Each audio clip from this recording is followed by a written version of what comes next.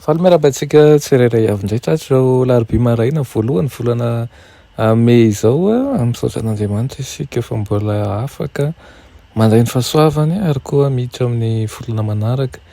Ny riko dia ho amin'ny fahasoavana sy ny fahasoavana hatrany izany ho anao. Lohandirantsika ny amin'ny mofonainan'io dia hivavaka ry Andriamanitra tsara indrindra mbola velom-pisaoranao izahay satria mitantana anay, mivimbana anay ary koa miay anay sy mitahy anay ianao. Misaotra Tompo ny amin'ny fahasoavanao, misaotra ihany koa ny amin'ireo ankohonanay izay nomenao anay, misaotra ihany koa satria miaro anay amin'loha izy ianao ary ankehitriny indray ny teninao izay dia sokafo ny fomam-panahy anay mba hiala amin'ny fisalasalana rehetra sy ny tahotra satria eto akaikinao izahay. Aminaran'i Jesosy, amen. Teny mofinainantsika androany dia manao hoe tsy ampy ny fahalalana ivelambelany.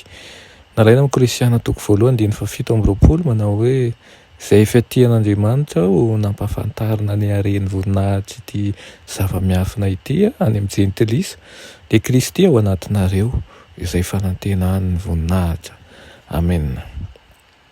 Misy zava-miafina maro be izay tsy takatra ny saintsika ao amin'ny tenin'Andriamanitra nefa maro amintsika no afa-po ka tsy mba maneho fandinihana intsony izany raha vao manomboka na ray fahalalana kely mikasika an'i Kristy ilay olona. Raha vao manomboka mivelatra manoloana ny fahatakarantsika ny ampahany keliny amin'ny fikasan'Andriamanitra ary koa manomboka manana fahalalana kely momba ny toetran'Andriamanitra isika dia matetika isika afa-po dia mihevitra fa efa nandray ny fahazavana rehetra mihitsy aza izay natao ho raisintsika ao amin'ny tenin'Andriamanitra. Tsy misy fetra nefa ny fahamarinana momba an'Andriamanitra. Izany dia tsy tokony hitandro asasarana isika ny amin'ny fiasana ao amin'ny sahan'ny fahamarinana mba hitantsika an'ireo vato soa sarobidy izay nafenina.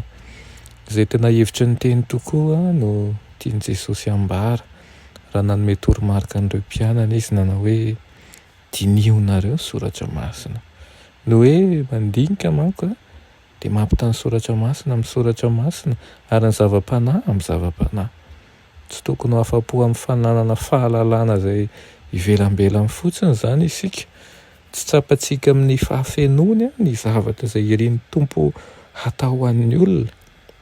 Tokony hisandatra amin'ny Andriamanitra ny fangatantsika amin'ny finoana sy ny fotorotoro mba takaraka an'ireo zava-miafina izay ampahafantarin'Andriamanitra ny olo-masina. Tsy voatantaran'ny pejin'ny anjely anankiray ny voninahitra rehetra izay aseho amin'ny drafim-panavotana. Ampaharan'ny Baiboly amintsika ny fomba nitondran'i Kristy ny fahotantsika sy ny fahorentsika. Ao ihany koa ny anehoany ny fihaonan'ny fahamonjam-pon'Andriamanitra sy ny fahamarinana dia eo amin'ny fijalian'ny Kalvaria, ny fifanorahana ny rariny sy ny fiadanana ary ihany koa ny fanomezana anjaran'ny olombelona lavo ao anatin'ny fahamarinan'i Kristy. Toa ihany koa nanekena an'ilay fahendrena tsy hita fetra ny ho amin'ny manjakizay, ny famindrafo izay tsy hita landy ary ilay fitiavana izay tsy manam-petra. Izay maniry fantatra ny fahazahoana, fikatsahana ao am-pony sy mangetaheta ny fahamarinana ho amin'ny herin'izany amin'ny fitondrana ny toetrany dia ahazo an'izany tokoa. Fa hoy ny tenin'Andriamanitra manao hoe sambatra ny noana sy mangetaheta ny fahamarinana fa izy no vokisana. Iriko mba ho ianao tokoa izany ary aoka isika tsy hitsahatra handinika ny soratra masina, tsy hitsahatra ihany koa hikatsaka ny fahamarinana satria loharano bohiboka tsy mety ritra ny fahendrena ny fahamarinana hita ao anatin'ny Baiboly. Fa dia manasa anao hamaky izany isan'andro, hanokana fotoana andiniana azy ary koa hanokana fotoana hianarana azy. Amen.